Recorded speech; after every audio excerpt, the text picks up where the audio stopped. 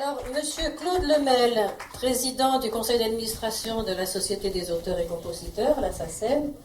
avec Monsieur Bernard Millet, qui est le président du directoire de la SACEM, ont fait un très bel hommage à Mano, ont rendu un très bel hommage à Mano. Nous allons le partager. C'est avec une profonde émotion que nous avons appris la disparition de Mano Solo, dont la carrière et le caractère, aussi entiers qu'intègres, forçaient le respect et donnaient à son œuvre cette différence, cette singularité qu'induisait dès le départ son nom d'artiste.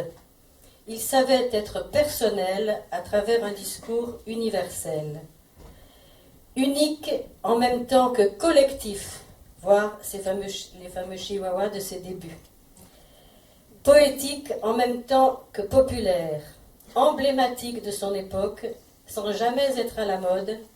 noblesse du calendrier, comme eût dit Léo Ferré.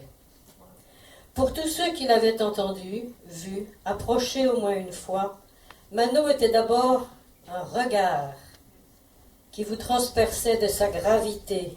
une voix qui vous écorchait, un cri qui vous réveillait et vous remuait jusqu'aux tripes,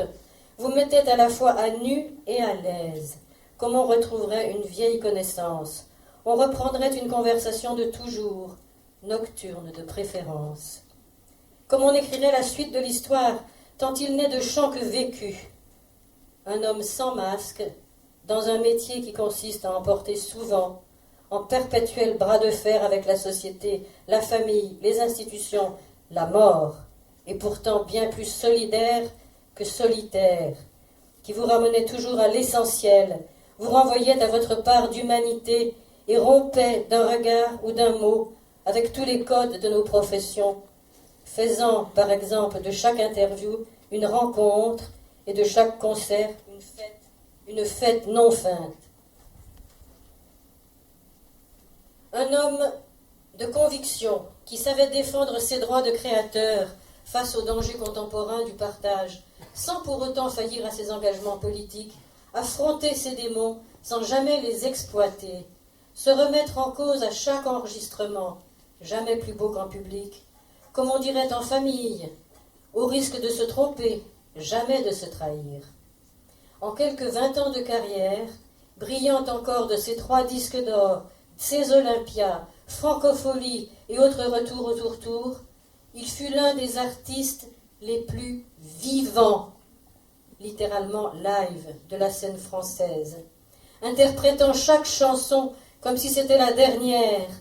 interpellant chaque spectateur, comme on s'adresserait à un frère, pour lui dire le prix du temps et la force des sentiments, l'urgence absolue de vivre sa vie, toutes ses vies, de saisir jour et nuit à pleines dents, ici et maintenant. Homme d'image autant que de chansons, toujours en quête d'expériences nouvelles à bord de sa marmaille nue,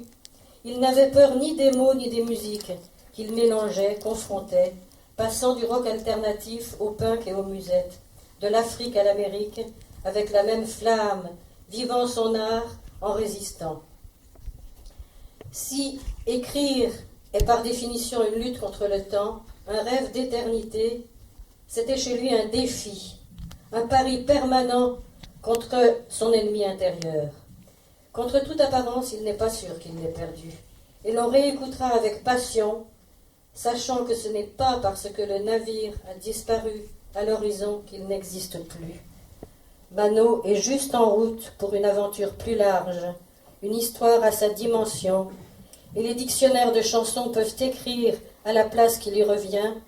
artiste complet, authentique et inspiré, dont les doutes nous parlaient autant que les certitudes,